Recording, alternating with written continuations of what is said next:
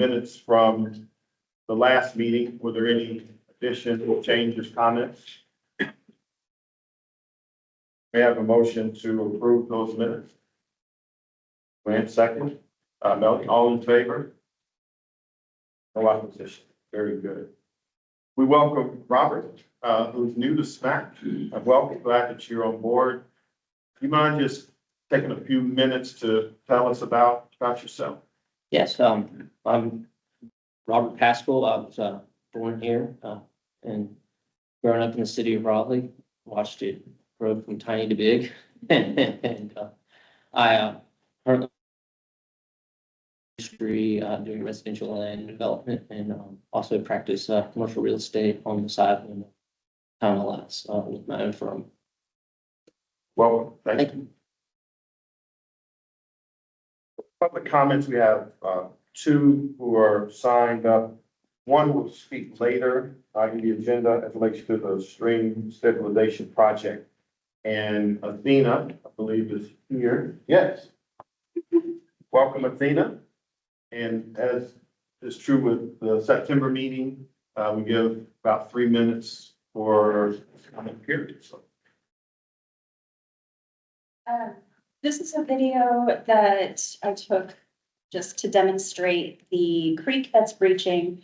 I came around last month with a lot of emotion, concern, and hope that we could figure out how to maintain the ecosystems around our stormwater creeks in the Wake County area, in urban areas specifically. I think it is imperative that as we grow as a city, we need to acknowledge how our stormwater creeks are a utility, a service for residents, connected from community to community to community and beyond.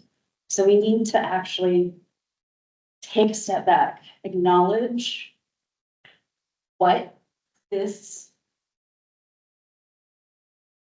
can do. And I know that we feel the weight of destruction that water can do.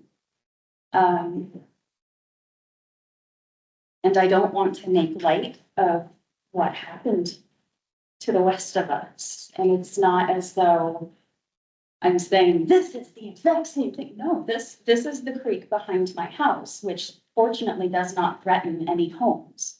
But there are creeks that do threaten homes. And we need to, as a city, figure things out to protect our citizens, to revitalize and rehabilitate and protect our stormwater creeks as ecosystems, as rehabilitation community projects, as protected green spaces, as ways to communicate to our communities about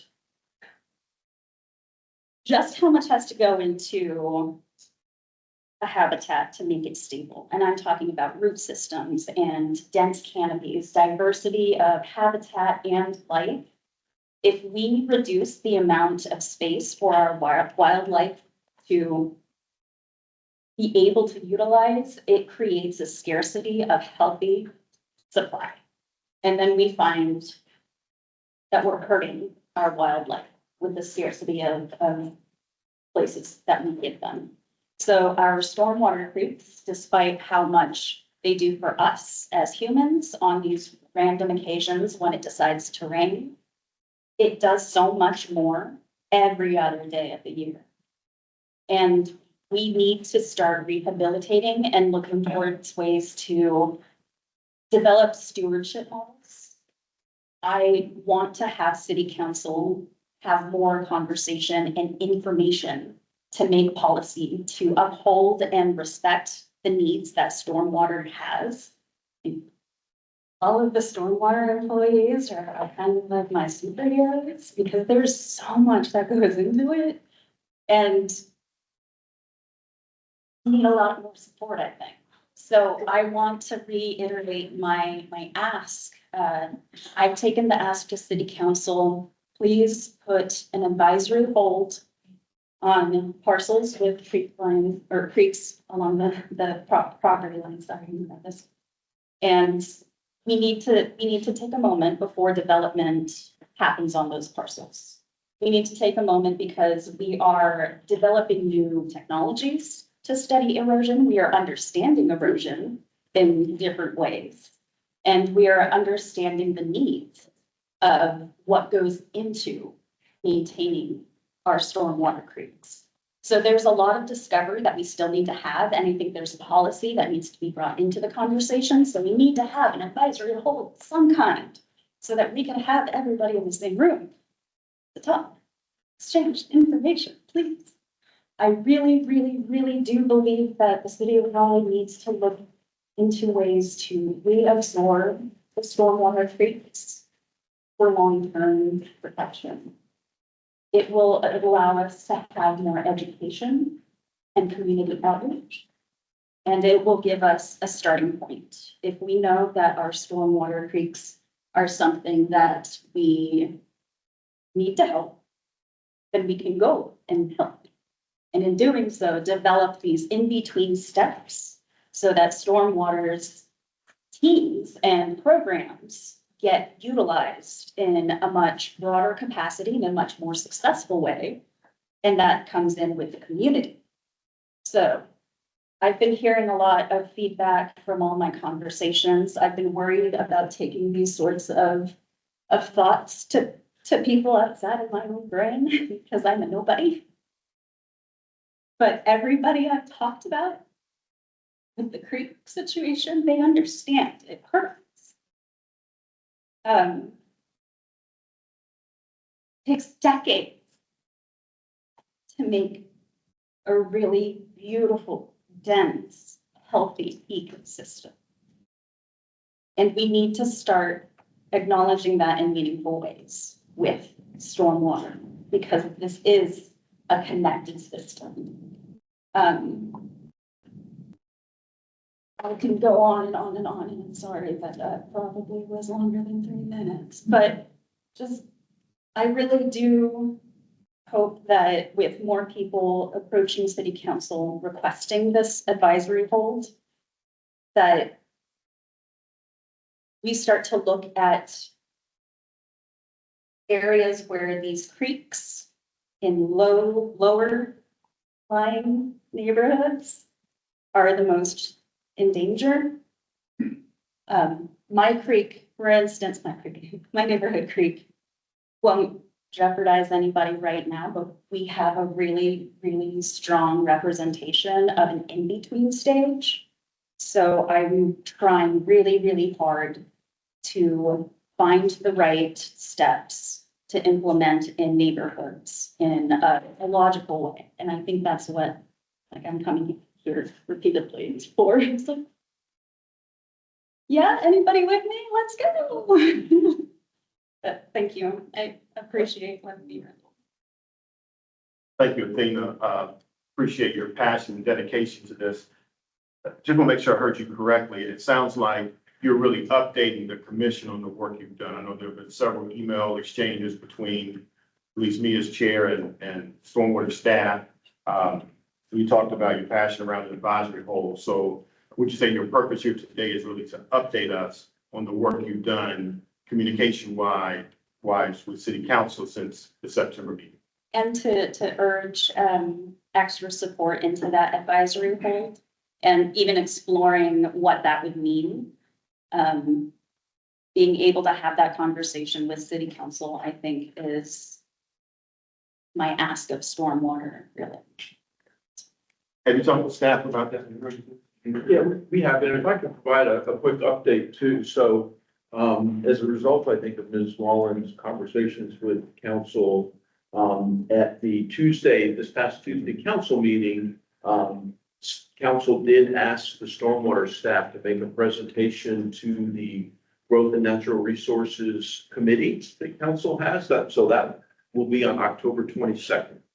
And so anyone who's interested could tune into that, and we'll talk about these issues and the programs that the stormwater has in place to address these types of situations, like the stream stabilization program and stream restoration projects that we do, and talk a little bit about buffer protection, repairing buffer protection, green stormwater infrastructure, and so forth, to discuss how we can address these issues and are addressing these issues, and maybe some other challenges too that we still face.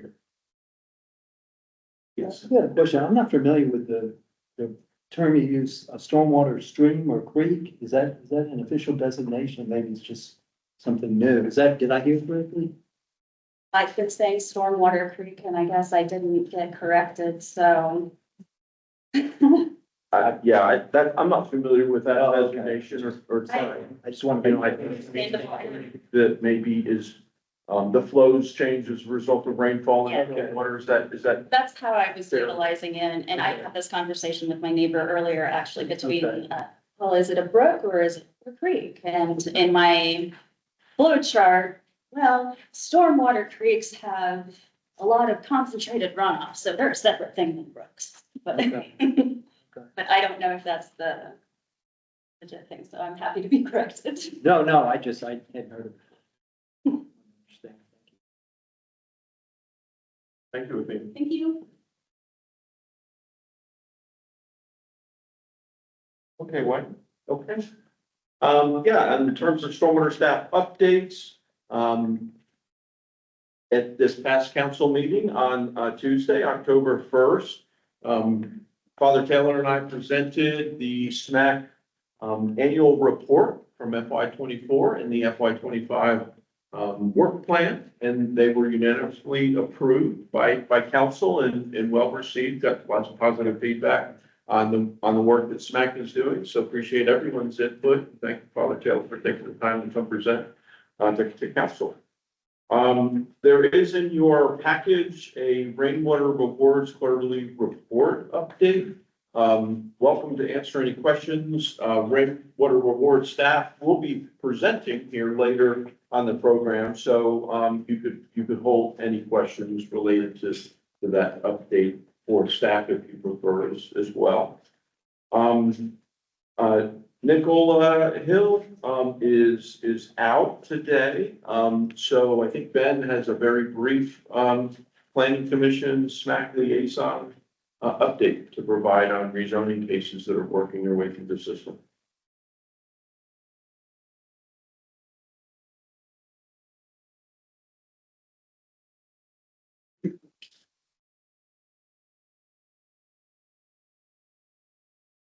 So, like Wayne said, not too much. Close to what Wayne talked about at the last city council meeting, or at the last SMAC meeting, back in September, primarily because the October 1st public hearing had to be postponed essentially because of a notice issue with the News Observer. So they didn't really actually approve any public hearings on this past Tuesday and canceled the evening session, but so two cases of stormwater interest, one case of broader interest that I put on there because it's so large. First one is one you heard about from Wayne last month, Z2124. This is in Southwest Raleigh. Second one is Z1724, 4325 Tron Road. This is in South Raleigh and in the Swift Creek watershed.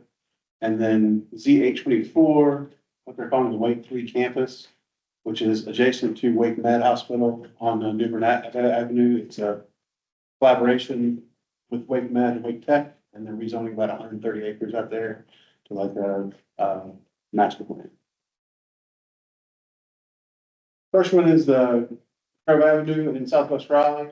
This is an area that we've seen a lot of housing turnover the past like 10 years. And Western Boulevard's right here, and this is just Southwestern Boulevard here. The interesting one about this case is that with the previous rezoning from, I believe, 2021, they had put a maximum impervious of 50% on these lots. With this new rezoning, they are taking that away, but they will be subject to our normal stormwater UDO just requirements. So staff doesn't feel too uncomfortable about this. And that public hearing was rescheduled from this past Tuesday to the next city council meeting, which is November 6th.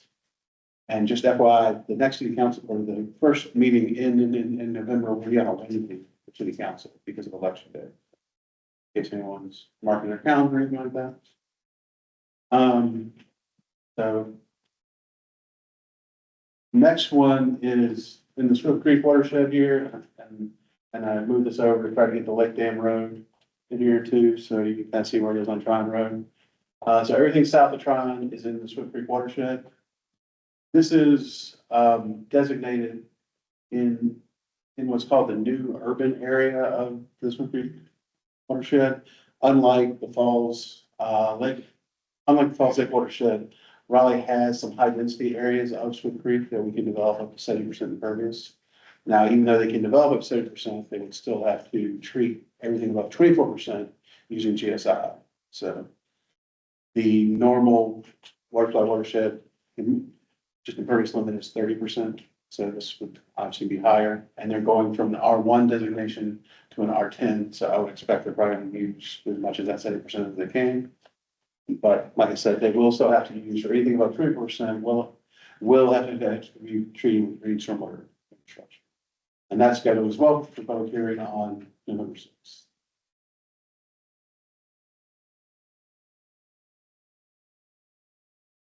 And then this is the one that doesn't necessarily have a lot of stormwater, but is just pretty big rezoning, especially within a developed area of town. So I figured I'd bring it to everyone's attention. It's the Wake 3 campus. This is Wake Med Hospital here. This is Newbern Avenue and Sunnybrook Road. And the belt lines out here, Crabtree Creek's around here. And this is just 130 acres.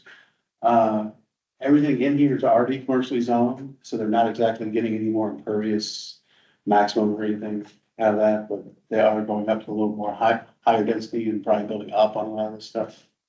But there's a lot of different zoning designations that they're going to, but they're all pretty much going from commercial to commercial.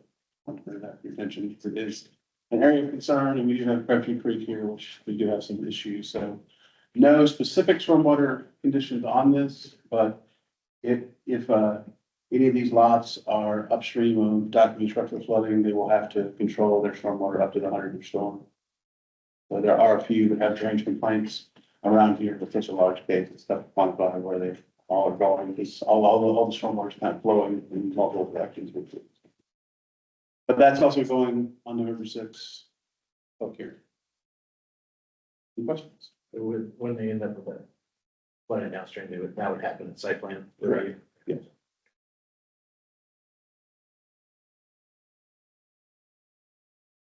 I have a couple of questions for Ben, if it would be permitted. Excuse me? I have a couple of questions for Ben on the two cases that would be permitted. And who are you, sir? Robert Holder, I'm a former member of the Senate.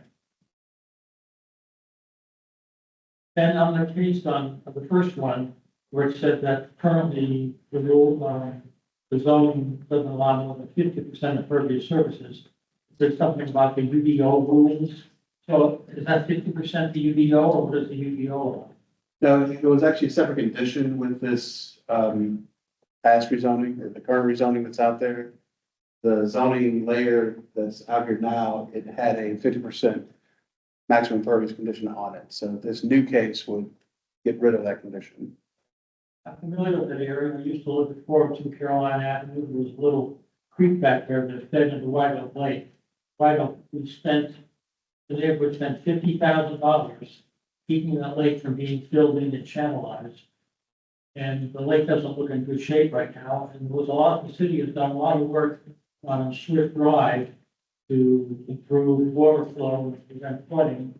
And now we're gonna maybe let somebody have more than 50%. It's totally stupid. And then the Tryon Road thing, that 70% impervious surfaces in the watershed, that is also totally stupid. I'm sorry. But we see a lot of nibbling away at the edge of these watersheds that makes absolutely no sense to me. If we're gonna get any kind of a handle on preventing flooding, on keeping water quality high, you gotta stop doing this stupid stuff. Thank you. Especially if you just explain what the UDO requirements are typically for, the first part, what they would be going to. Yes. Yeah, so with this is one lot and it's over 1 acre, so they would have to do the 2 and 10 year storm controls as well as nutrient controls for nitrogen, which is our standard kind of UDO language on there.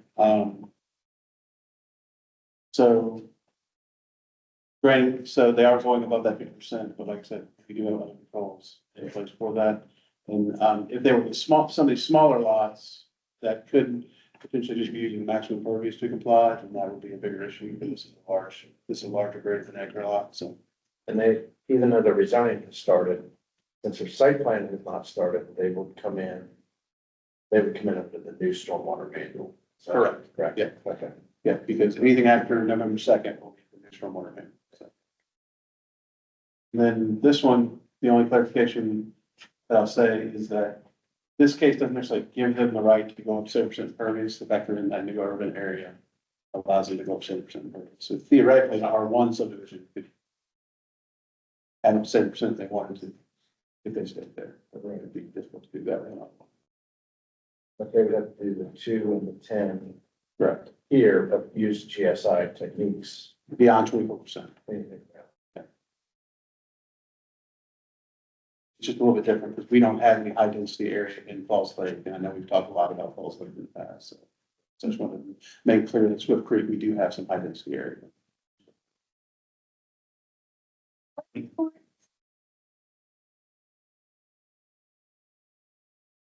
So this part of the agenda is our response to city council's request in December 2020, January 2021, to have some type of unofficial relationship with the planning commission. We are an advisory commission. The planning commission has a fifth responsibility via the way the city of Raleigh operates, to go plan and decide. And so when we hear topics like these, it's for information purposes. It's the planning commission and ultimately the city council that gives the up and down vote. 3-4 years ago, I guess 4 years ago, 5 years ago, we did not have this as a part of our agenda. But I feel like there's a reason you asked that question. Well, I mean, I think it was just to address the concerns from the gentleman that spoke. I just wanted, I always like to understand what we can actually do about any particular topic. And then Commissioner Hill is the planning commission liaison. So she meets with the planning commission stormwater liaison every month to kind of go over what that case are coming up too as well. I think it's safe to say we're all concerned, especially over recent events in the western part of the state, that we do need to be concerned more and more, I think, about these types of issues.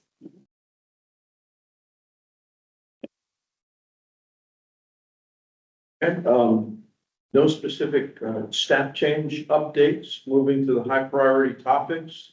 Would like to mention, as you know, the new stormwater design manual has been updated.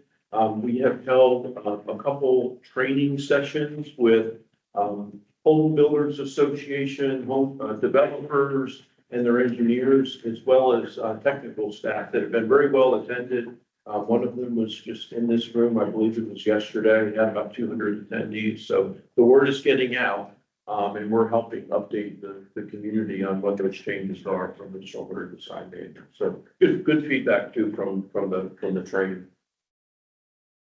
Stormwater staff was at the APWA North Carolina Stormwater Conference a few weeks ago in Wilmington, and made 3 presentations, one on rainwater rewards, one on GSI, and one on staff engagement. So good conference. Actually, it coincided with a large rainfall event that occurred down in Wilmington. In fact, it caused quite a bit of localized flooding down there. Brunswick County got up to about 20 inches of rainfall, and Wilmington got about 12. So we're seeing a lot of rainfall at both ends of the state here in the last month or so. I want to mention that the request for qualifications for on-call consultants is out. There will be a pre-proposal meeting coming up next Monday, October 7th at Raleigh Union Station. Not mandatory, but anyone who's interested in submitting on the on-call services is encouraged to attend. This will be the on-call services that will lead to master services agreements for much of stormwater engineering consulting work over the next 5 years. We last did this in 2019 for 5-year contracts. Most of those contracts will expire around May and June of next year. So we're starting this next selection process for that next five-year period. And just a quick update, you may recall there are a number of stormwater projects that received ARPA funding from the city council. We're making good progress on those. There is a milestone of December 31st of this year for encumbrance of those projects. We have bid one of the GSI projects. Another one has a bid opening tomorrow. And we have on the October 15th council meeting an amendment for the Rose Lane design, which was another one of the projects which funding for ARPA. So we're in good shape in terms of encumbering the money in a timely fashion to meet those scheduled deadlines. And that's all I have was updates. Thank you. Thank you, Wayne. I want to go back. I skipped over something at the top of the agenda. We have several excused absences, Barrett, Nicola, Josh, and Samantha. So may I have a motion that we accept these four as excused absences for this meeting? Okay, Melody, it's a second. And all in favor? One position, very good. All right, Justin, you're up for rainwater rewards. Again, as we move, I guess, to embrace a consent agenda, I think Justin probably has a snapshot slide. Yeah, no, it's fine. The agenda said. Okay, I should have looked before I spoke. But yeah, here we go. So we have this slide that gives information on all of the office projects. I'll pause to see if there are any questions or if we want to go into more detail on one of the specific projects. And just for Robert's benefit, at our retreat in May, stormwater staff did an analysis of our agenda. And we found that we spent 20% of our time dealing with rainwater rewards. And we had done that, at least since I've been on the SMAC, this is my 6th year. And I think only once have we denied it, not denied a rainwater rewards. And so it's a process of being the stewards of our time. We're moving to a consent agenda where we don't spend 20 minutes going through 30 slides for each of these projects, for the total project. But the packet that I guess you, because you were just voted in Tuesday, so you're spot on. I don't think we had a chance to digest the 60 pages of the packet. But the material that we normally would have seen prior to May is here. We're just not going through all those slides. So this is a snapshot. And then if there are questions on a specific project or want to dive deeper, we can do that. Otherwise, we do an up and down vote on the 4 projects. That makes sense. Yeah, absolutely. Thank you. I just have a Yeah. request for a suggestion. Under the cost share percentage, would it be possible just to put the amount? I know, like, you could do math in your head, but, Sure. the amount of the contribution by the, resident Yeah, association. yeah, I know we added that column last time, and maybe there's a little confusion with that. You know, if we'd be happy to break it down, because we have the city cost share, and you have that percentage, right? And then I guess you'd have to do mental math, and see what the total cost would be. We'd be happy to add that. Yeah, I mean, it's like, some of them were $700, some of them were 4,000. Sure, So it was just, quickly, so you don't have to do those mental gymnastics. sure. Any more questions? May I have a motion to approve these 4 projects? Second. Dwayne, all in favor? No opposition. Thank you. Yep. And also, I know the quarterly, since this is October, we also had the quarterly report. So if there's any questions on that too, I'd be happy to try to answer. But that memo was pretty straightforward as well. So, All right, questions about the report? Okay. thank you. Okay, next, update on Raleigh's next comprehensive plan.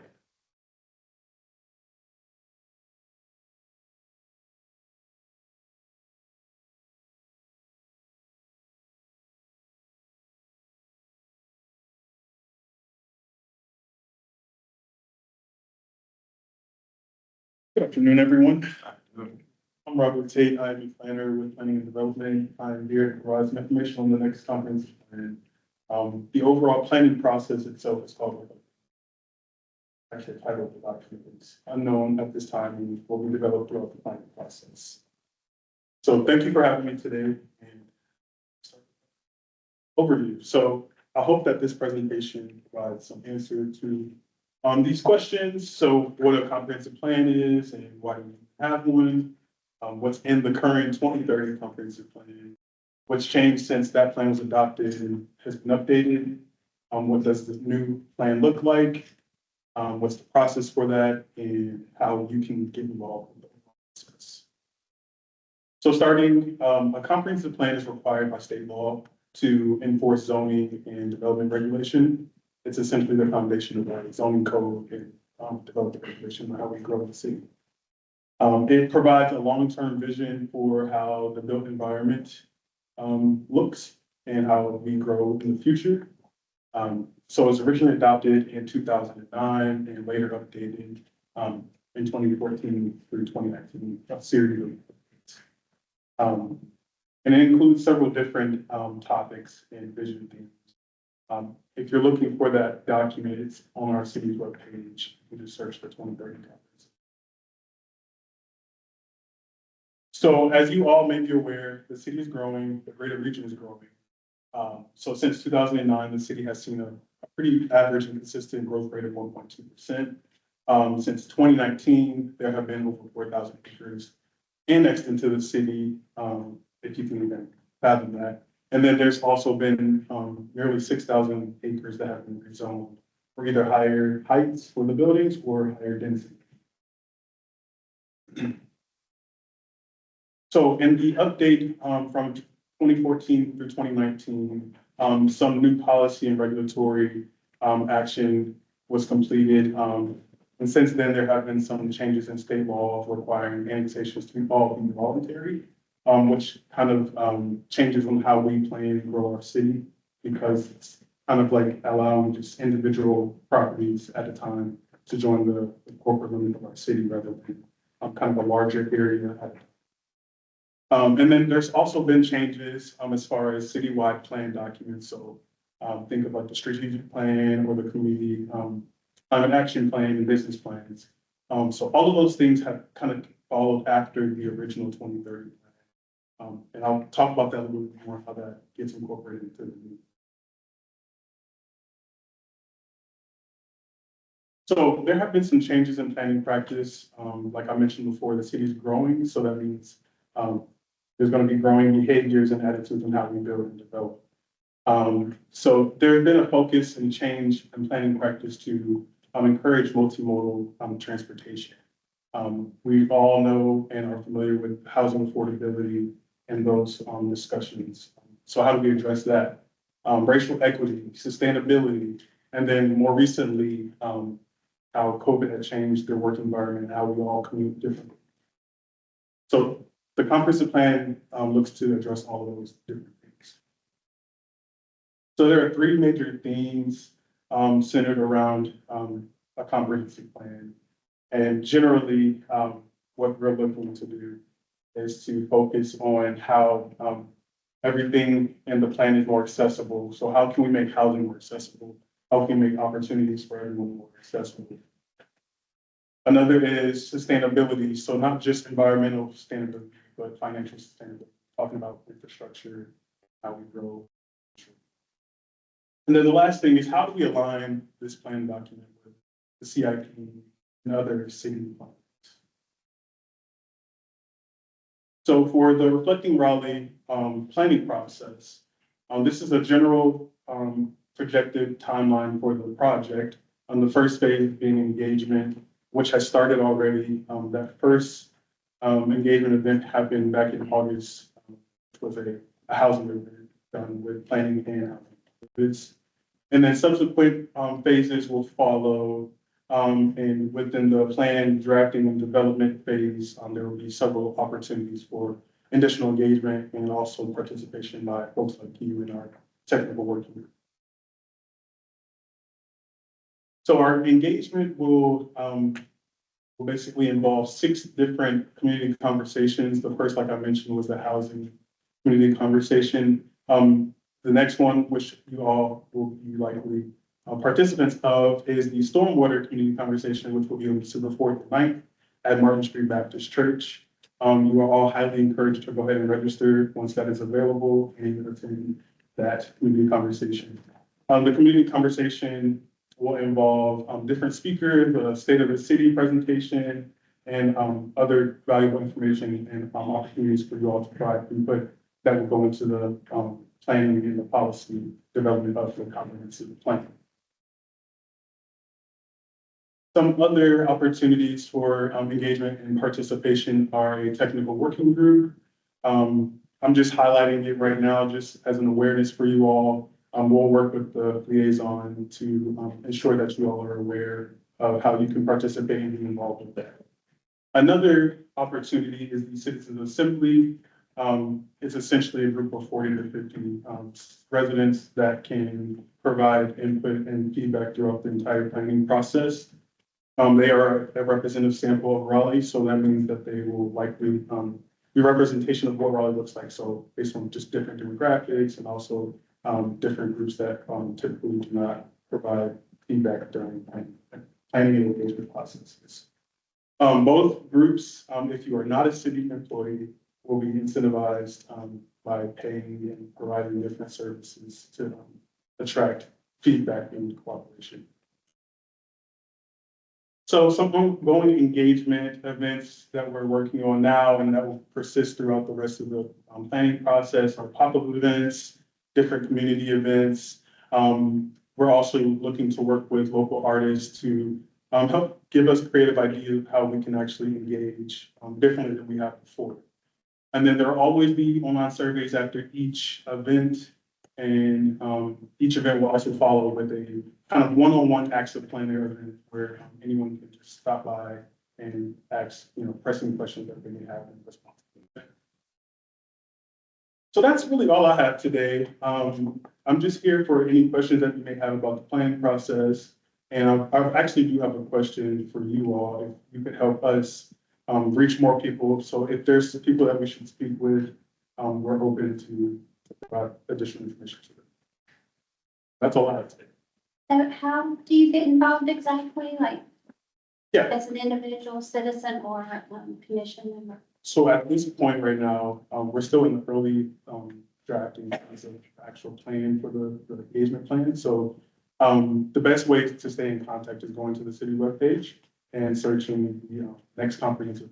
And there will be links, different links where you can kind of subscribe to like a list or to get email. Okay. And I have a question as well. One of the graphics showed the bubble where the topic was trees. Yeah, bonding.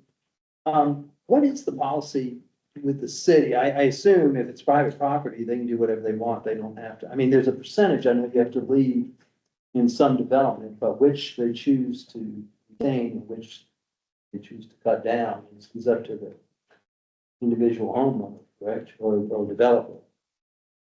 You might know. There are conservation areas that are on the map, says, you can't breach. But the choice is up to the property owner. No, It's up to the city. there's a lot, there's 4 primary areas, and like 7 secondary areas. You have to go through a process on lots that are 2 acre and larger. So there's evaluation. The 1.2 is looking to drop that down to 1 lot, acres that are 1 acre and larger, but I don't think they've moved that forward. So currently, any development package that comes through with the 2 acres or larger is required to set aside tree conservation. So when myself as an individual is driving, you see a giant old oak tree that's just been chopped down. How did that come to pass? An oak tree, I mean, an individual tree could come down at any time. There's no, you don't have to get a regulation, there's no permit for that. If you have a tree in your property, there's no regulation. Yeah, that's what I was It's asking. So it's not a specific protection. Yeah. Tree from the city. Yeah, once you move forward with the development approach to a piece of property, then you have to put forth a plan, Right. either in a historic district or in one of these 2 acre and larger lots. Mhm. There's some regulations tied to that. Okay. Excuse me. I'd like to speak to what he's saying as a way of answering. I'm on the Parks, just rotated off the Parks Board and have been involved in my buddy here, falling over for, tree advocacy for years. And, there's a great interest in doing a better job of cooling our city by planting more trees. We've gotten federal funds to help plant more trees in the hottest areas in Raleigh. And they are street trees, yard trees, and of course, preservation of trees and planting trees. And even trees with more edibles on them, like fruit trees in our parks. So this is how we cool, one of the ways we cool down the planet and keep vibrant urban wildlife. Thanks so much, Robert. What would be helpful as you move forward? I know you specifically talked about an opportunity for engagement. What would be helpful in this process as you relate to SMAC? I guess how can we be helpful to this overall process? I think first, participating, registering for the Stormwater Community Conversation event. That kind of can really get the conversation started. And then also looking out for more information on the technical work. I think that's kind of where you can kind of get more impact and involvement with it. But as of right now, I think the community conversation is there. Yes. If I can just add a little more details, and those 2 dates, please put those on your calendar. More details will come out. But the preliminary concept is one day, probably the first day, December 4th, we'll have a national level keynote speaker on stormwater to talk about broad stormwater issues. And that will be coupled with stormwater program tabling, much like we do with our watershed study. So we'll have tables available for maintenance program, our rainwater rewards program, our drainage assistance and streams programs for folks to come around and learn more about those programs.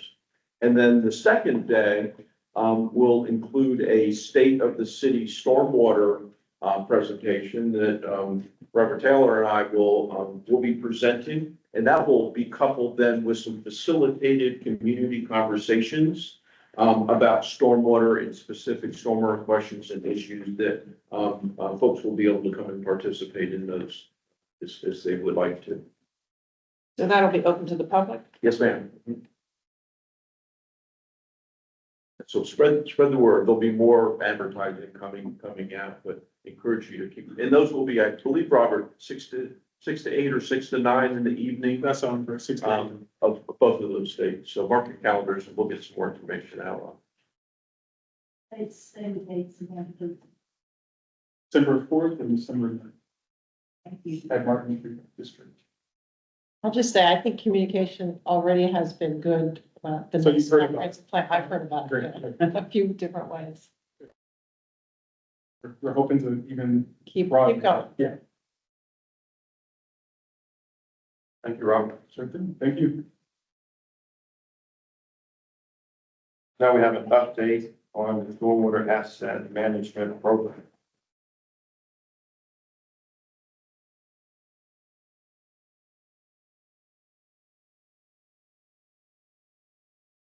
Hey, good afternoon, everyone. Good afternoon. Thank you for this opportunity to provide an update. We looked through our records and it's been 4 years since we've given SMAC an update. So our goal today was to hit the highlights of what we've been working on in the program, and then some of our successes, some of the challenges, and then come back to you all next month with another presentation on how we can improve level of service to our customers. So that's our goal. Ask questions along the way, please, because that helps us know what to focus on in the presentation.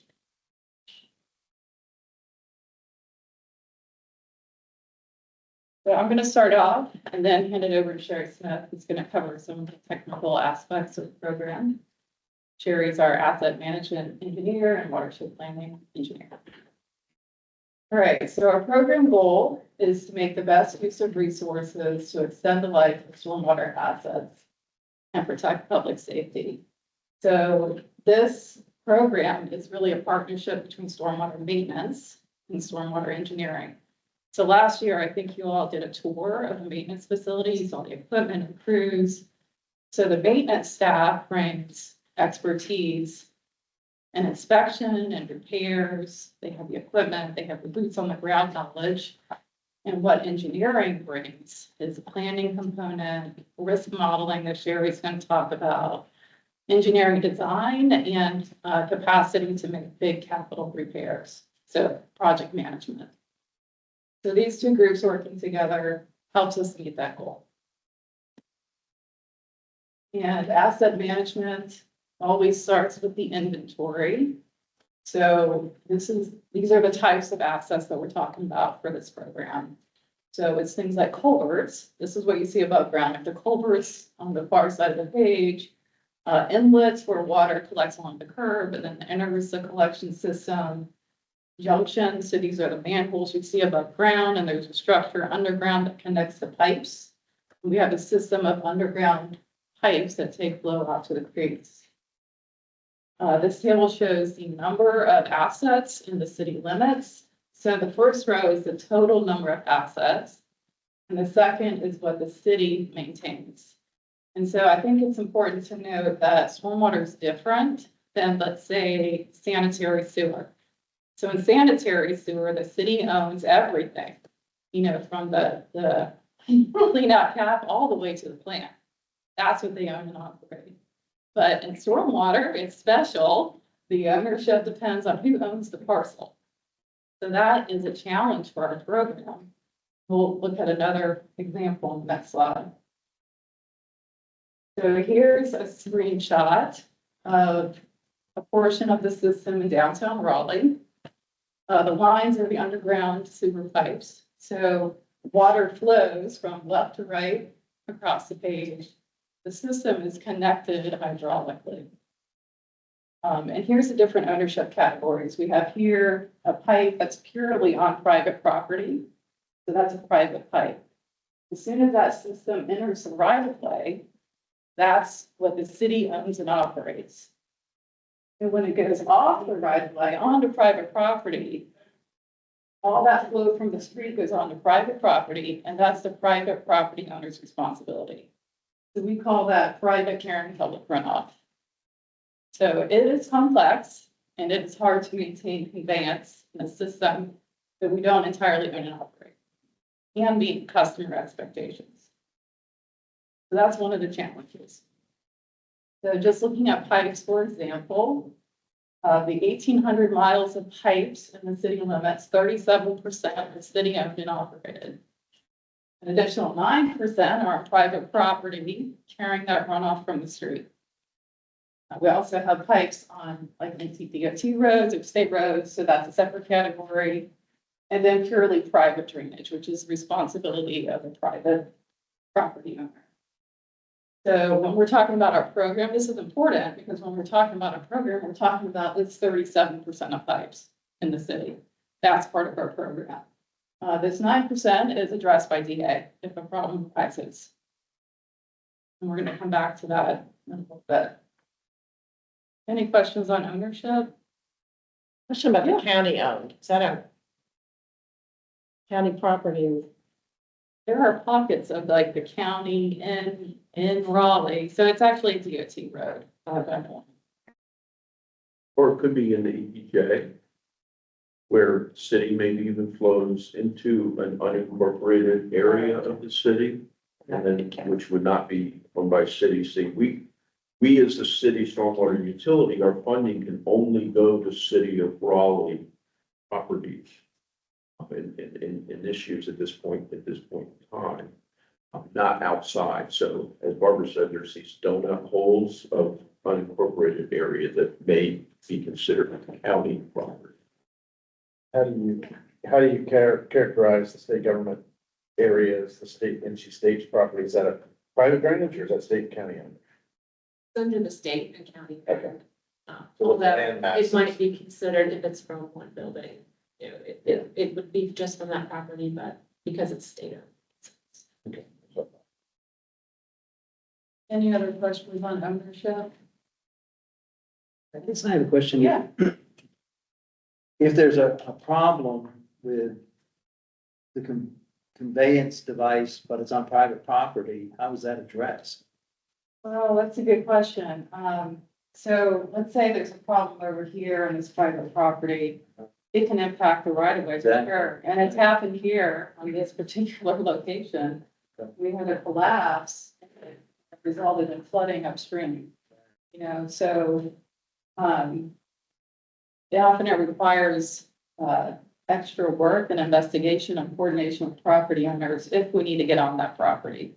We can't just go there and do an inspection or repair. We have to get a right of entry.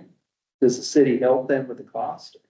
How does that get addressed? Yeah, I think through the DA program. So if something happens on private property, the property owner can apply for a drainage assistance program. Get help that way. Any other questions? All right, so another thing to consider is how old our assets are and what material they are. So we did go through an exercise of assigning an age to all our pipe assets based on when the road was constructed or as-built drawings. So this is a chart of miles of pipe in the system. We've got a lot of old pipe in that pre-1960s category. Includes stuff that goes back to the Civil War era. So chiseled granite culverts, for example. Another thing to consider is the material. So we've got the old granite, we have clay, concrete, corrugated metal pipe. Now we're allowing plastic pipe in the new design manual. So as all these assets sit underground, they age, they get defects. So here's an example on the right of a corrugated metal pipe in good condition. And the picture on the bottom is one in poor condition. You can see there's a lot of corrosion and the invert is missing. And so if you're not proactively looking for this, you may not even know that there's a problem until you see something above ground. So what happens is the water goes through the pipe, it takes the soil with it, and the soil around the pipe is washed through. So what you might see, if you're in an easement, you might see a sinkhole here. And this is a public safety issue, especially if it's next to a building. This is an extreme example of a sinkhole that occurred on Park Drive about a month ago. So it was Friday afternoon of Labor Day weekend. This was an old clay tile elliptical pipe that failed. And you know, when it gets to this state, it's very expensive to fix. You're dealing with having to dig down. There's a sewer line broken that had to be fixed. We had to protect the water line. You got to replace pavement. So in the simplest form, our asset management program is to try to fix problems while they're small and avoid this as much as possible. This will always pop up, but we want to minimize it. So that's the goal. When we do that, the last slide before we turn it over to Sherry, through a continuous asset management process. So we look at where to prioritize inspections. Then we go out and do the inspections. We get the data back. Based on that, we look at where to prioritize repairs. Then we create rehabilitation packages and so on. And it's a continuous loop. So it's not something that we say, hey, we did asset management for 2 years, we're done. This is an ongoing program to proactively look for those assets and try to find them and fix them while we can. So Sherry's going to give a little bit of history of the program and then talk about the risk modeling and other things that we're doing to help prioritize where to inspect. Thank you. Yeah, so this is a little bit of a timeline of our asset management program. So all the way back in the early 2000s, we began to inventory our system. And that's really the basis for an asset management program. You have to know what your assets are. So we're working on that, but it was in 2019 when we really formalized the development of the asset management program. In 2020, we implemented CityWorks for our maintenance tracking. So we really got a better handle on what maintenance our assets are requiring. In 2021, we developed a risk framework, which I'll talk a little bit more about, and also expanded our inspection program with some additional crews. In 2022, we started our watershed study program and started doing infrastructure condition assessment screenings ahead of the watershed program. And also with all that new information, we were able to identify high-risk infrastructure that needs to be rehabilitated. In 2023, we started tracking a composite risk score system-wide to see how our risk is changing over time. We had a new flusher truck, which many of you may have seen, which enhances our ability to do maintenance. And we also implemented an inspection process specifically for our culverts. And here we are in 2024.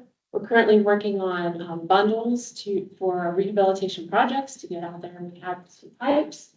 And we have reached the mark of 30% of our city-owned pipes have been inspected, which is really a great achievement. Excuse me, when you say the bundles, those are projects you put together to bid out. Yes, exactly.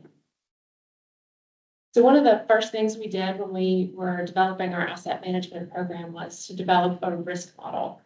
So, you know, the assets are underground. It's impossible to know the condition of every single asset. So we developed this model to predict the risk of our assets. So each asset, so we're predicting risk from green, low risk, which was in the green quadrant here, up to high risk, which is in the red quadrant. So for each asset, we're scoring it based on the probability of failure from 1 to 5. So that's how likely is the asset to fail. It really gets at the condition. When we started out this process, we didn't have a lot of inspection information. So we used a surrogate. We looked at, like Barbara mentioned, the age and the material of the pipes and assigned it a score. Similarly, we're looking at the consequence of failure. So if that pipe were to fail, how impactful would it be? So here we're looking at things like size. Bigger pipes have bigger impacts.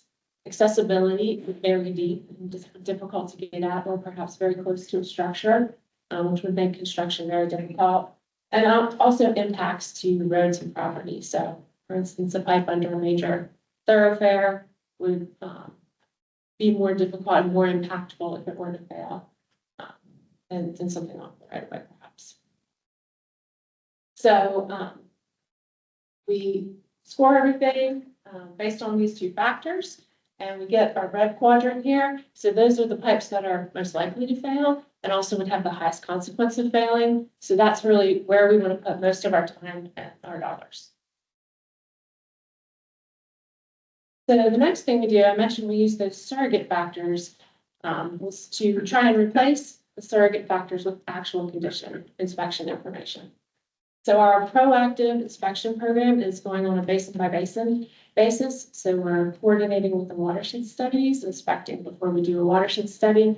We're also prioritizing the basins that have the highest risk scores from the initial risk matrix.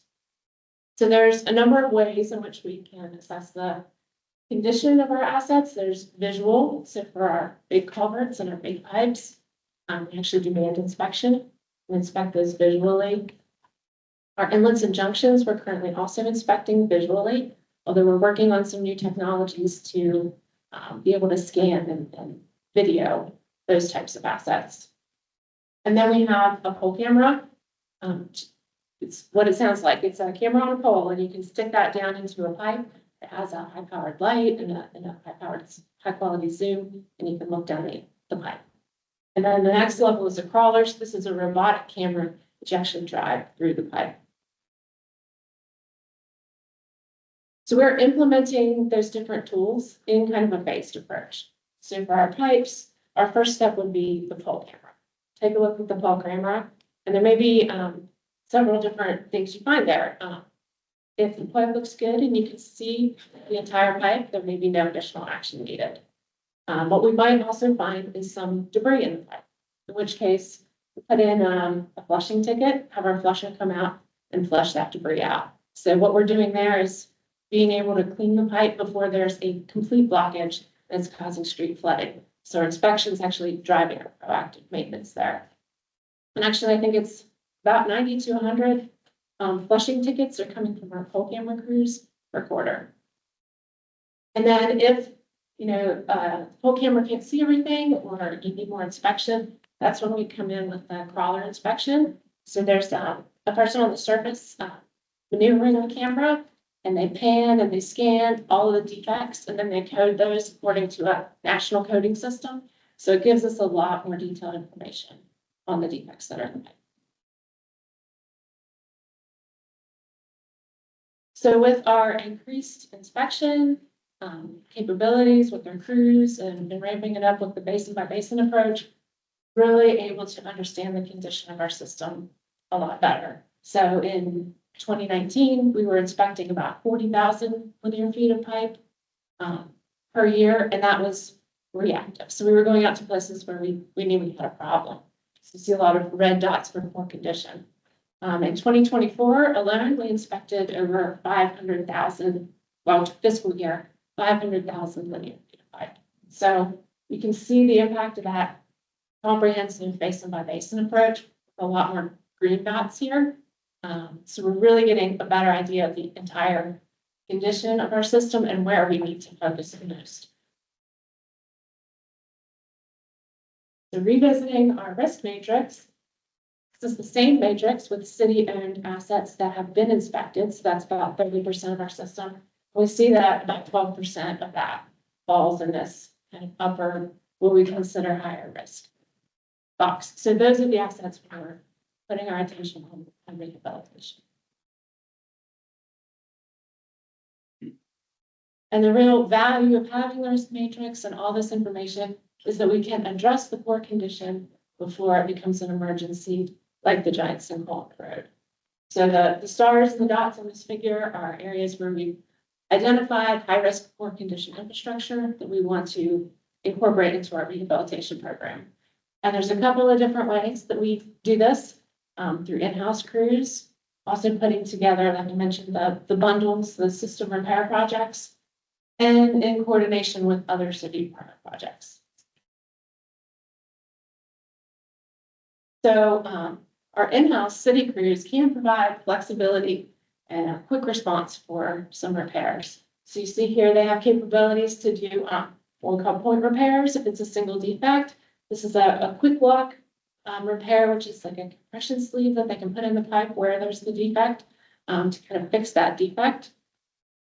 And then they also have capabilities to do some digging repairs. So this is a Jones Street emergency repair. So where our crews have the capability and the manpower to do this, they can be a lot more nimble and a lot more cost effective than a traditional design, bid, construct process. The other thing we're looking at are the rehabilitation bundles. So bundling together like projects in order to get some economies of scale and deliver cost savings. So the first few bundles that we're looking at are actually cured in place pipe lining. So it's a trenchless technique. So you don't need to dig up the pipe. Yeah, it's a fiberglass resin liner that you put in the pipe. And once that's cured, that provides a fully structural pipe, lining. So it basically resets the entire lifespan of the pipe. And you can do that with minimal disruption.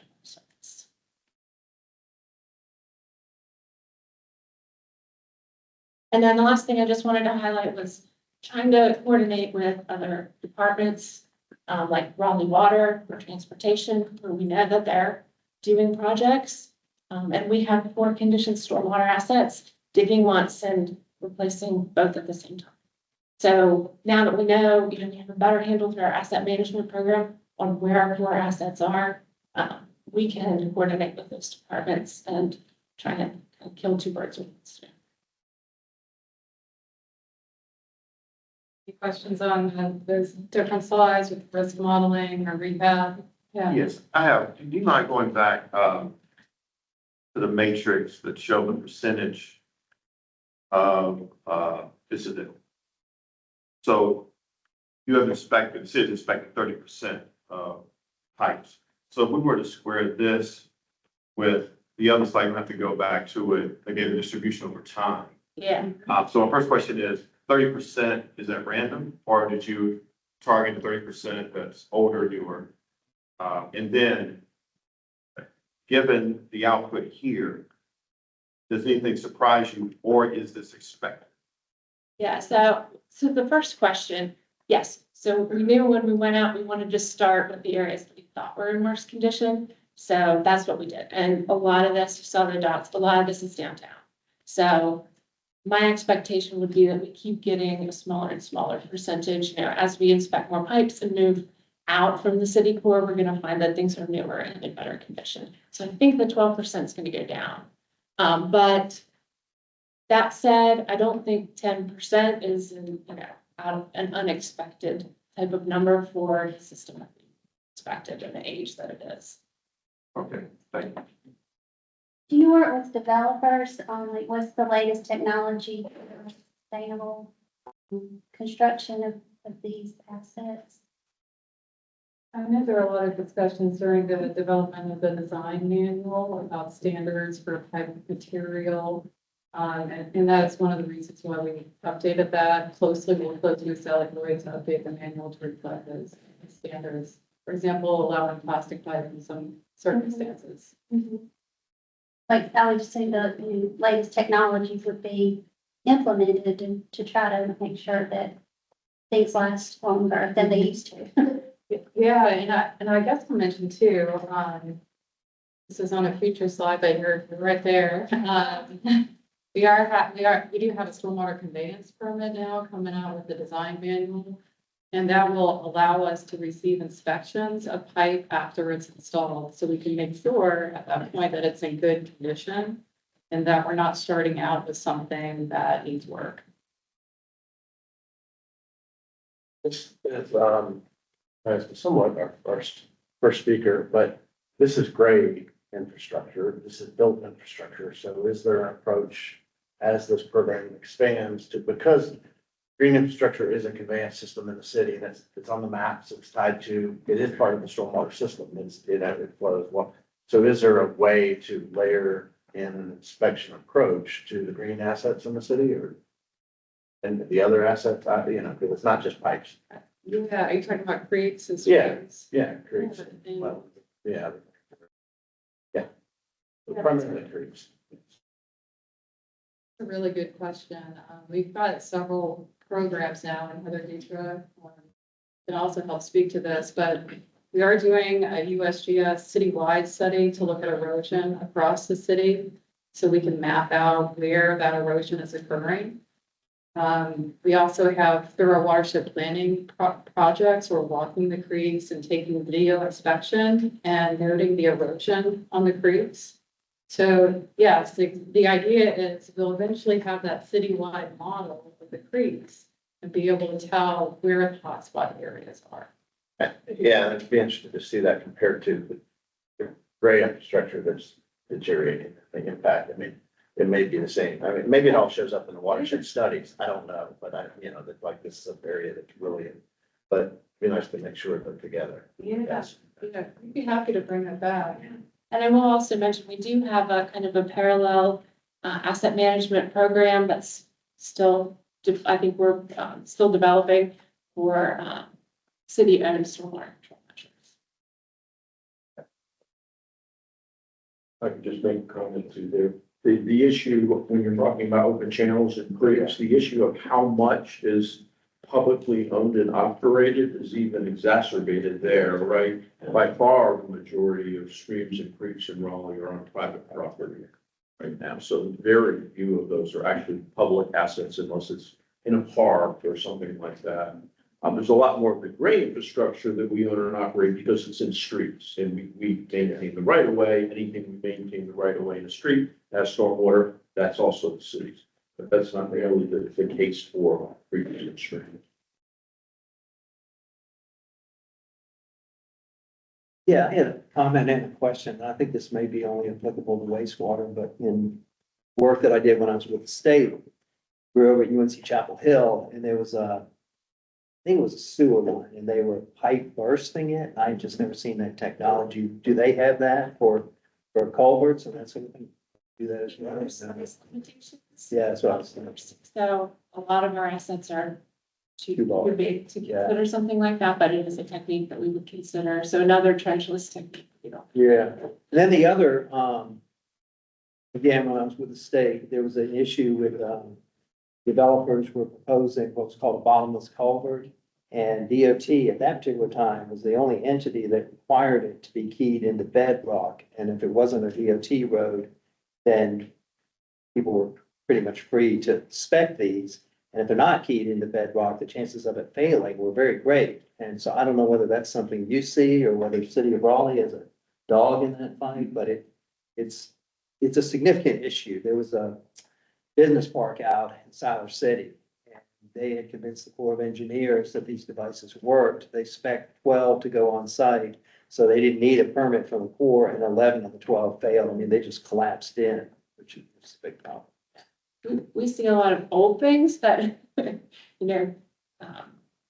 bottomless culverts, and you say like old legacy infrastructure. I'm not sure. Right. Newer things. Yeah. Yeah, the objective was to get out of mitigation and to get out of stormwater because the permit with the state. If you used a regular CMP, then you'd have to do stormwater and pay the mitigation. But if you did this, then you didn't have to do the stormwater or pay the mitigation, but then it typically failed. So just didn't know whether those things were still being used and you guys see issues with them. And where does your funding come from? Is it made primarily city or do you get help from federal, state or Yeah, to support the program? Yeah, it primarily comes from the utility fee. Okay.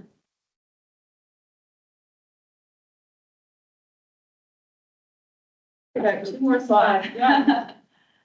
All right. oh, sorry. Yeah, we talked about the technical aspects of the program, but one of the things we're finding is really important is public engagement. So as part of our watershed studies, when we have our public meetings, we're bringing our asset management team to those meetings to tell people, hey, these are underground assets. If you didn't know, this is what it looks like. We bring the pole camera, all the inspection videos we can access. And if they have something in their backyard, we say, hey, did you know you own this? And if you have a problem with it, like a sinkhole, that's, you need to pay attention to that. And here's DA, you can talk to our drainage assistance program if you need to. So what, and this is important, you could probably see here at this house.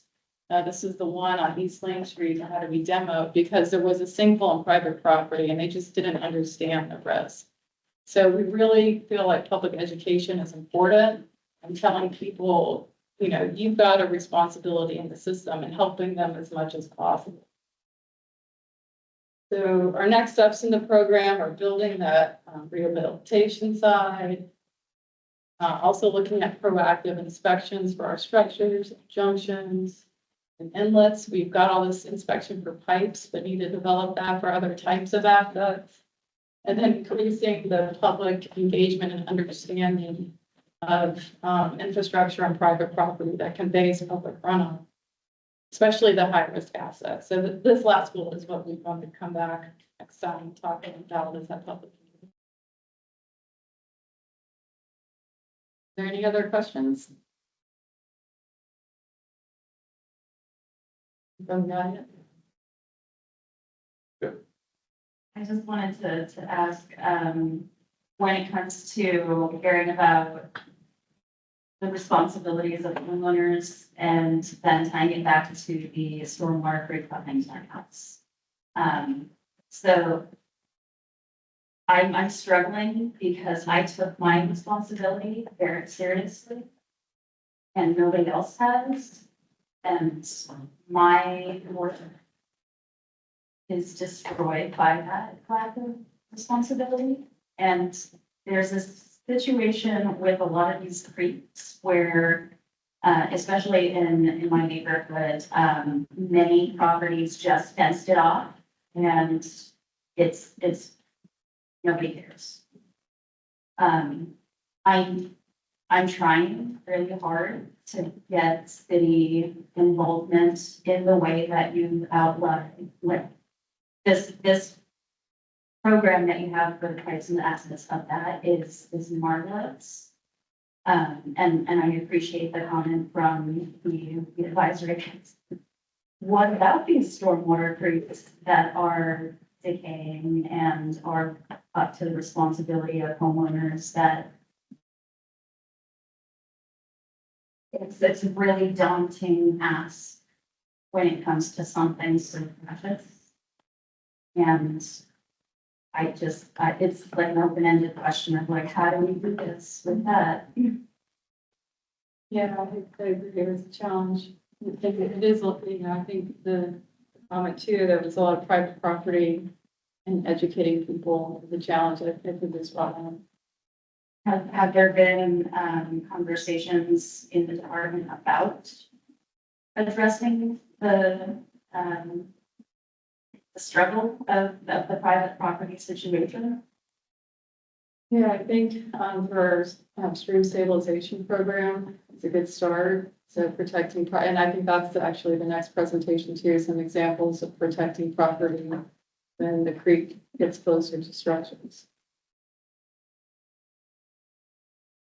Any other questions? Thank you. Thank you.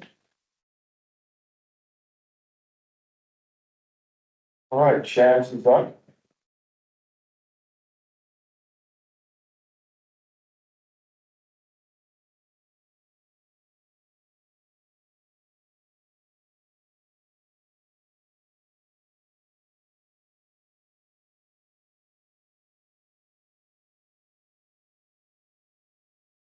All right, good afternoon, members of the commission. Chaz Webb, Drainage Assistance and Stream Stabilization. It's nice to be back before you again. It's been a little bit, so very happy to take 3 projects before you. So just an overview, we'll talk about the stream stabilization stormwater program. We will look at some pending projects, look at the project requests, funding overview, and then recommendations and questions. And after each project, we'll stop for comments and questions. So I always like to start off with the mission to preserve, protect, support healthy natural resources and complement sustainable growth within the Raleigh community. And the stream stabilization program definitely looks to support that. In order to qualify, you have to own property within Raleigh city limits, have stormwater runoff from public property or street, and be willing to donate a conservation easement. So these projects that you're all going to see are all on private property that receive a public contribution. That is how they qualify.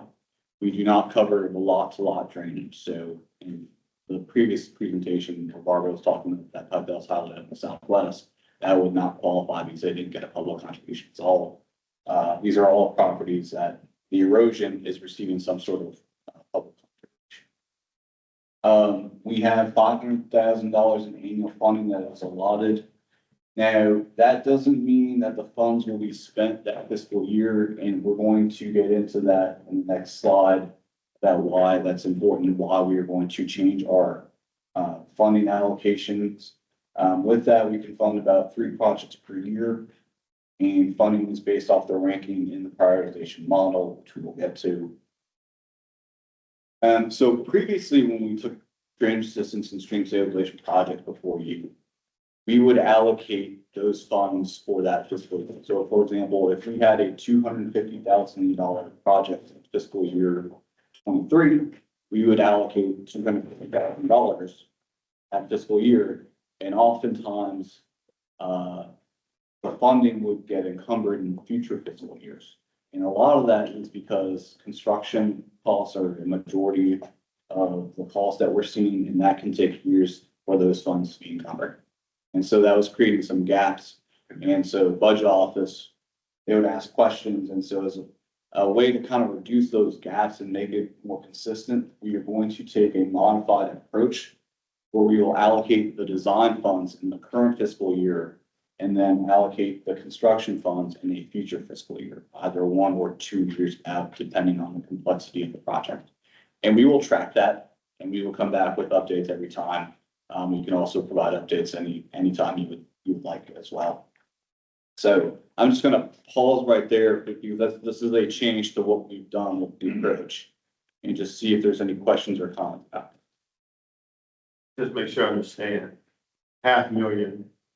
If we add these 3 up to $655,000. But to this point, for this fiscal year, it's 25. Only the design, the study and or engineering design costs be allocated in the fiscal year. Correct, and we have about $1.4 million available And those three projects, I believe are $655,000 total, but the design funds are under 500,000. As well as the fact that the 655,000 is under the 1.4 million that we have available.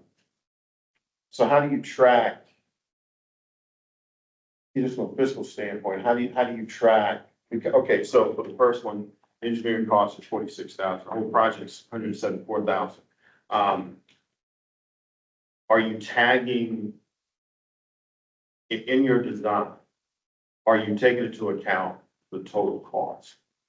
Because it's conceivable that, we could approve 10 of these and it would bring you $400,000, but the total cost, might be 4 million or something. So how are you mapping that? Like, how are you coupling that? Well, we have a great program in Power BI that allows us to keep track of the encumbrance funds and the expenses so that we don't go over. We're gonna touch on that next month as to why we had that pause for drainage assistance. We ran into that problem. That was part of the problem that we ran into. So we're trying to get a step ahead of that with stream stabilization. So the encumbrance, your average, I know it says funds can take years to be encumbered. Is there an average for this? I mean, that's probably an impossible question to answer, but.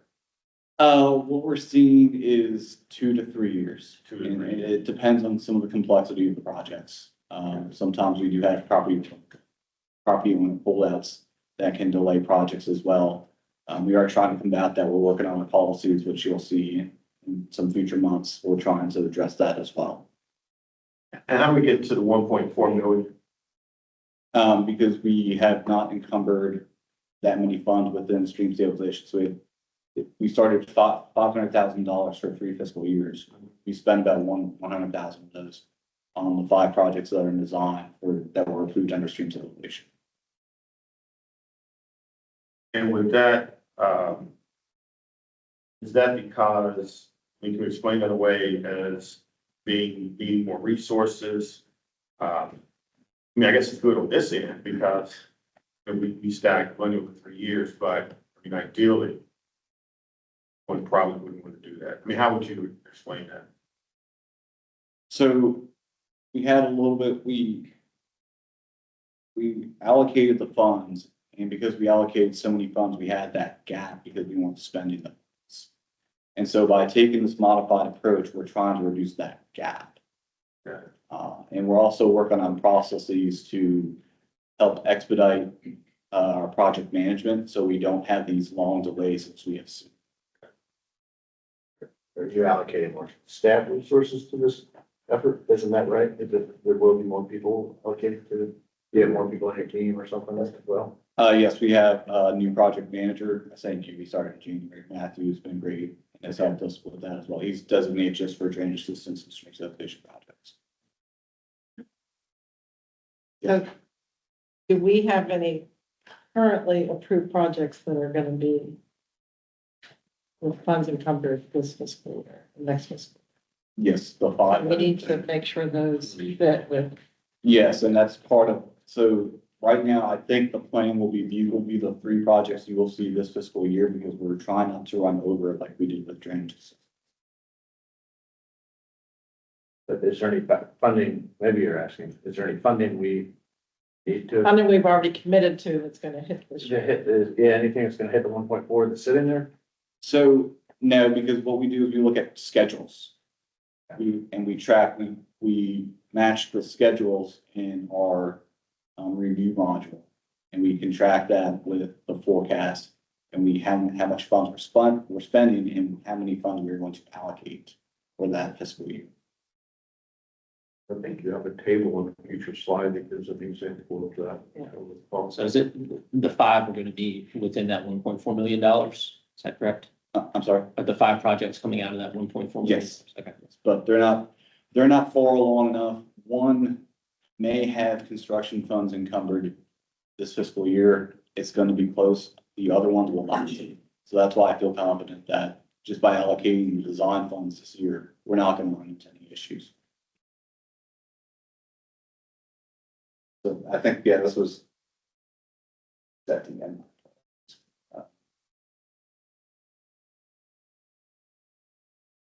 So yes, this was a spreadsheet that was in your package that we're referring to. So the available shows what you expect on the previous project, available versus budget. Right, but these projects only is not taken into account the projects that we have because I do feel comfortable that we're not gonna run over this fiscal year. We can evaluate next fiscal year. So, yeah. We'll see construction dollars for the 500. I'm just curious how that hits the 1, 2, 3 that's left, or 1, 2, 5. So. A little bit. I mean, I'm assuming there's what, 600,000 construction for those 5 projects. Yeah, I think that would be helpful to put the estimated construction. I think that's a good. Other things are already allocated. Right, yeah, right, exactly. Yeah. What we're trying to do here is make the drainage assistance and stream stabilization program budget much more closely to the way our other CIP projects are budgeted, where 1 year we'll budget design, the next year we'll budget construction, for example. But we do have to project future budget allocations, which are not guaranteed, but we feel pretty good we'll be able to maintain those or perhaps increase them. So that we don't have some massive hit to budget in 1 year just because projects got stacked up on top of each other in the future. So that's all part of this budgeting and scheduling process that will be an ongoing important effort to track. But I think the point about having the estimated construction costs hitting in here for the projects that have already been allocated is a good one.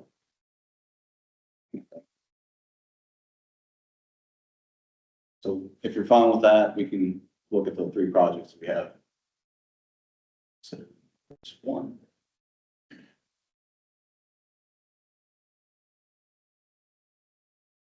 Okay, and just an overview of our 3 projects. We have Neptune Drive, over northeast of downtown Jenford Court, and Mayview. And Jenford will be the first one, and I told the homeowner for that one is here scheduled to be. Hi. So, feel free to, if you have anything to chime in. I've got some of the pictures that you sent me. So here's the projects within the prioritization model. As you've heard in some previous presentations, that this is the model that we use to score. So some of Barbara's and Sherry's presentation, we look at, it goes part of this model. There's about 45 different criteria that we use to score. And we'll have a scoring breakdown at the end as well. So this is Jenford Court. We've got 3 properties right here in this area where we have severe erosion that is encroaching on the structures. So for those not familiar with our mapping system, is floodplain boundary. The blue hash is flood hazard soils, and the red is the stormwater pipes. The blue line is the stream, and the green is the sewer and the dams. So just a little bit of a zoomed out look. This drainage basin to the project is about 181 acres, so it's receiving quite a bit of flow from upstream neighborhoods. And these are the pictures. As you can see, we've got a lot of erosion that's getting quite close to the homes. So certainly want to address that. I do want to call out, we got this picture from the Simba showing this manhole that has been exposed. I have reached out to Raleigh Water to let them know. It sounded like perhaps they were unaware of this and they have made this a high priority area for them now. So we will be coordinating with them, as you heard Sherry before. We try to coordinate with other departments. This is one area, and I'll go back to where 2 slides, that manhole was right there. So our project, we're going to look to stabilize this area. But so the citizens were all one Raleigh, we're one city of Raleigh, and we should coordinate efforts when possible to minimize disruptions to the citizens. That leads to another question. Yes. Are they sitting on a pile of money we can use? To fix their problems, they're about to leak sewer into the stream, so do they have 100,000 they can contribute? I know it's one city, I'm just thinking. Yeah, no, it's, But at some point, you gotta fight them, and we're looking at, that kind of cost allocation. It makes sense to protect their infrastructure while also accomplishing our goal. Yeah. there was another project that we're looking at that was approved about a year and a half ago, Midlands Drive. They started to notice that that sewer line is being exposed, and so we are working with them on that, part on that front. So back to, excuse me, we would look to utilize boulder walls if possible, redefine the stream channel a little bit. Now, these are just high level, these haven't been engineered solutions. So we would, look into this a little bit further with an engineering design, have the designer come up with a more robust plan, but just for the new commission members, these are just high level designs. We have seen boulder walls be pretty effective on some of our projects. One of the projects that it has been utilized was North Brookville DA project that recently got completed. So it has been effective. And so one of the things we like to do is the comparison of the scores, because we want to make sure we're being consistent. For those that don't know, that model spreadsheet that I showed was 19 projects. There are 57 projects waiting for assistance. It's a long list. And so we try to be as consistent as possible to make sure that we're producing the best numbers and most accurate numbers. So Quail Ridge was a project that came before the commission about a year ago. The erosion was a little bit further, so that's why you can see the public health and safety score a little bit down. So again, some of these other numbers are like community support and complexity similar. Safety criticality score is essentially the public safety and health score multiplied by 10. The mission criticality score takes into account the first 4 categories that you see. So we have a total score of 30.13 for Jennifer. So, excuse me, the costs, we were trying to get, again, a better handle of cost, because one of the issues that we did run into with drainage systems was seeing the cost now with cost escalations post-pandemic and materials increasing. We have seen quite a bit of escalation of costs. So if these seem higher for this short run of pipe, or excuse me, stream, it's because we have seen these cost escalations. And these were based on the North Brook Hunting Ridge Drainage Systems project, which was recently completed. That was a 2-stream repair projects. So total, we're looking $46,000 of design, about $128,000 construction, and a total of $174,000. So with that, I'll pause for questions and comments.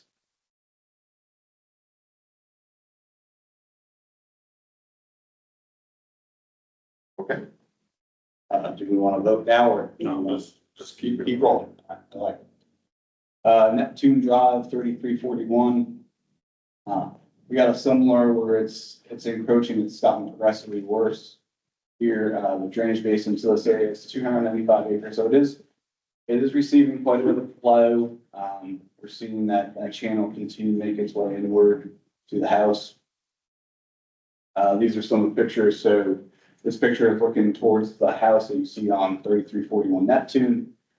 This is looking away, the middle picture, and then again, a little shifted angle from the picture on the right. And again, we would utilize boulder rolls. We can slope it back a little bit maybe, but these are things that we work with the property owner on as well when we have that engineered design. As I will state, these are voluntary programs. They're on private property. We don't force the property owner to do something that they don't want to do, but we try to work with them within the guidelines of the stream stabilization policy that we took before the commission 2 years ago.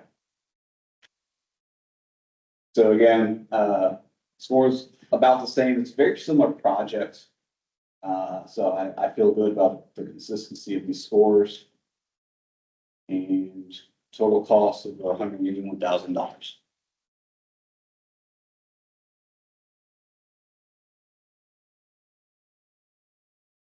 All right, questions, comments?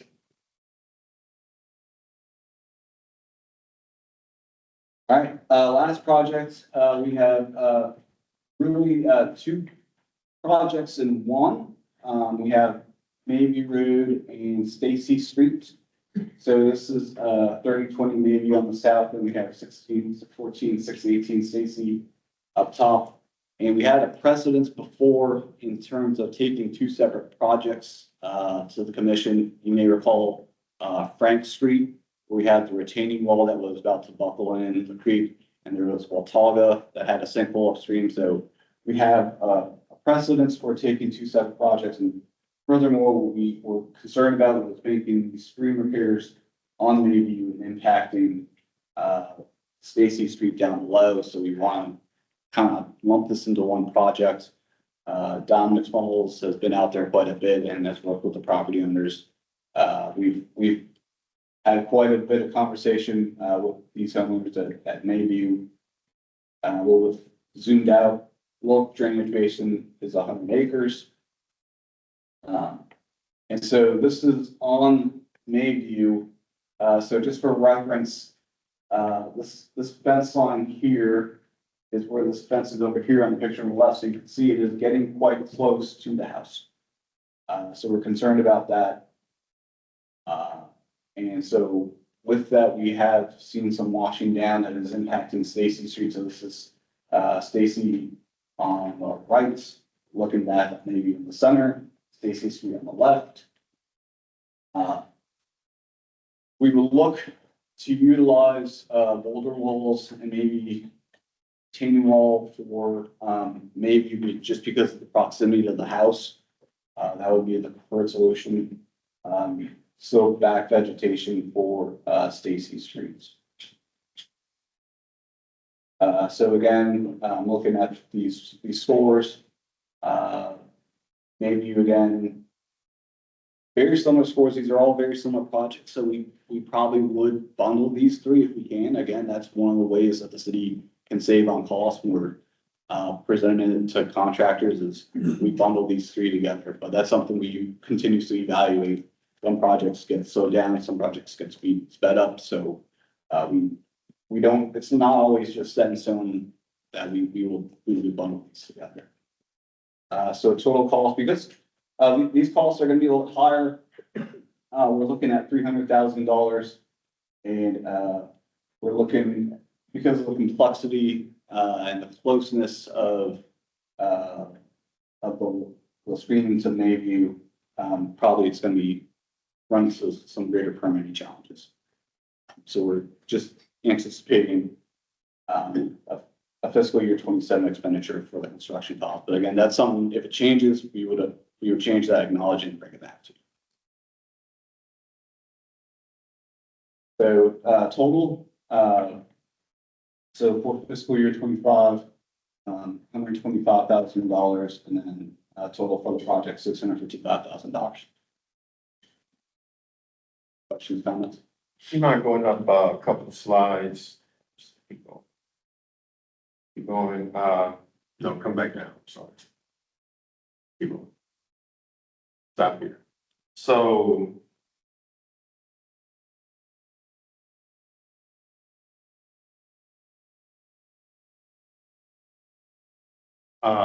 Yes, yeah, looking at the TPS. Okay, your base mark here is net two, not. It's the on one the from other last. yeah. Okay. Yeah, I tried to pick some to compare to. Yeah. I didn't pick a picture. What's the resource leveraging? It's been 0 in each one of these, so. Resource leveraging has to do with funds that we can get outside of the city. And this is fully funded by the city, so that will always be served for drainage and stream projects, unless we can partner with somebody else. Like you mentioned, like, for example, the first one, but we don't have a guarantee on that yet.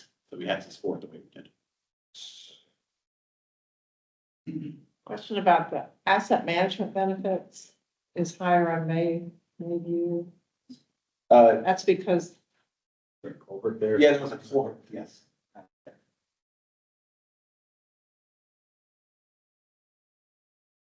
Go back to that slide again.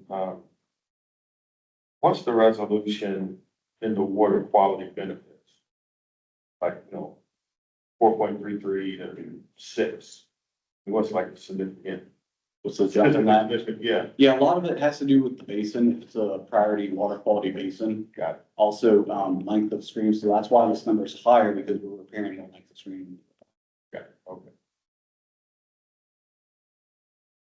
Any other questions from the commission? I think Bob is here to speak. You here to speak for this one?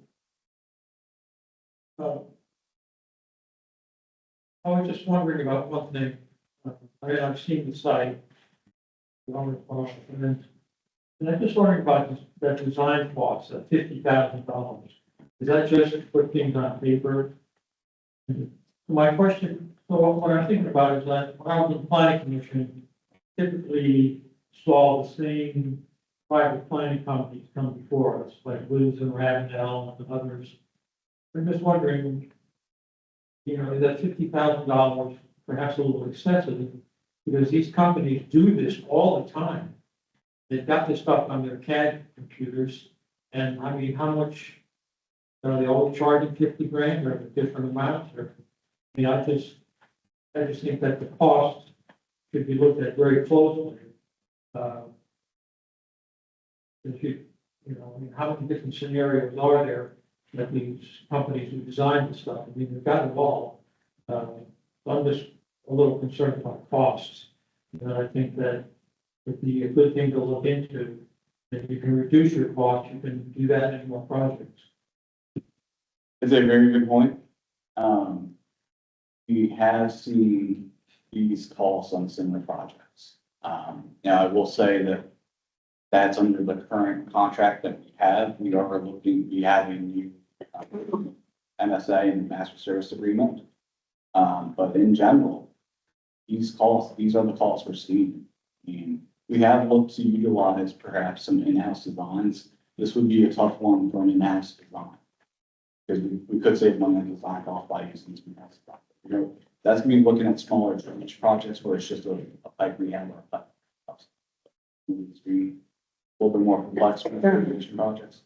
Yeah, these are the costs we're seeing. But we are trying to find ways to. Yeah, just to add to that, so each project is unique, so you don't need the same template for all the projects, so there will be added to this class. So, take the cost, like, you don't have one template that they can use for each every project.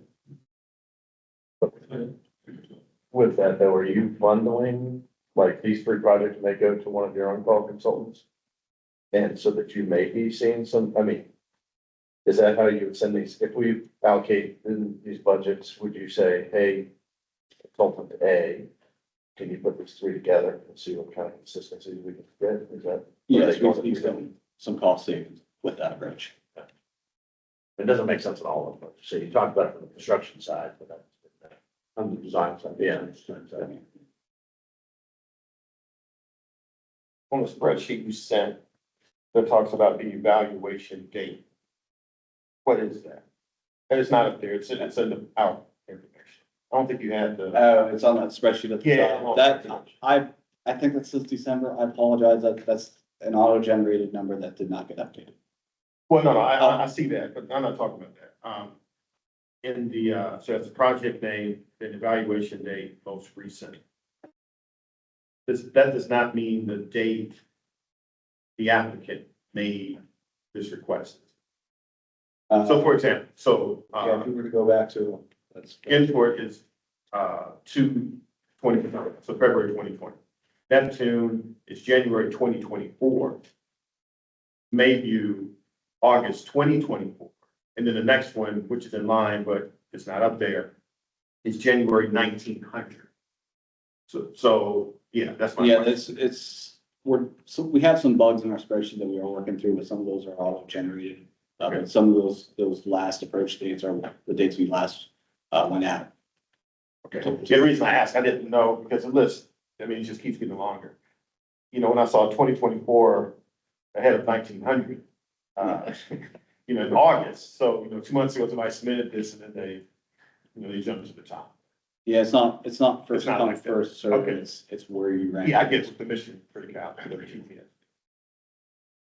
Is that date supposed to be tracking the last time you visited the site? Last time we visited. Okay, all right. got it.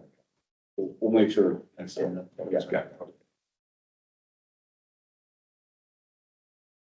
So what for the commission then, with the approval of these three, then we're basically done.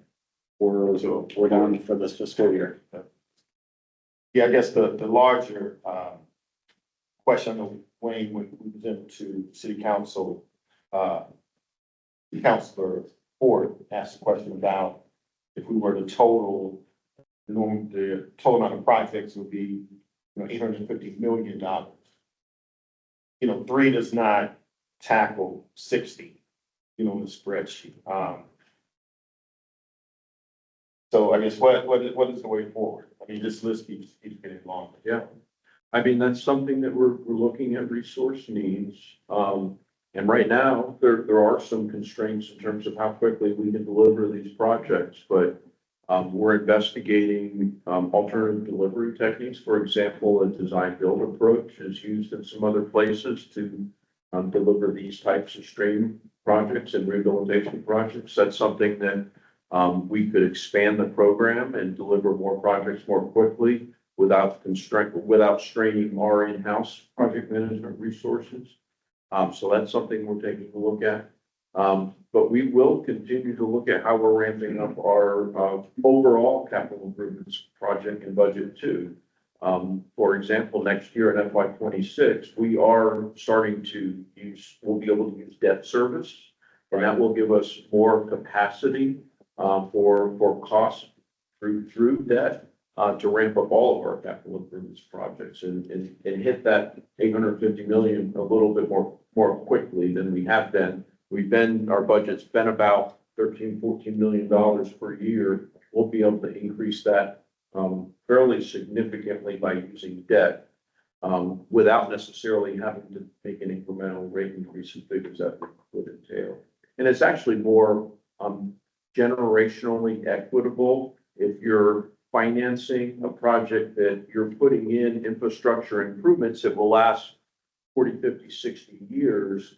And then the ratepayers are paying for that over the next, say, 30 years versus ratepayers today having to pay for that infrastructure that everyone else for the next 60 years will benefit from that. But with that, I mean, there becomes how many projects can Chaz and his project manager manage? I mean, how many things can get out the door in a timely manner, right? So there's dollars allocated to, so you got $1 million for stream restoration, stream stabilization instead of 500,000. Does that mean, or does that just mean we're covering more costs, it's costing enough, right? Okay, we're still doing 3 projects a year, right? How fast are we ticking off the list, right? Right. A little bit of both, probably. We actually have a consultant that we're negotiating the scope with to help us look at those types of metrics and resource allocation and how we are doing compared to other utilities that have similar programs and make recommendations for how we can be more efficient and effective at delivering those programs as well. So that's something we're definitely looking at right now. Yes, thank you. Any more questions for Chad? All right, may I have a motion to approve these 3 projects? Yeah, absolutely. Seconds. All in favor? No opposition. Very good. Thanks so much. Thank you. On the agenda, we propose topics for upcoming meetings. We don't have any other business that I know of. Anything from the commission? We have a motion to adjourn. Motion to adjourn. I like that. All right, all in favor? No opposition. See you in November.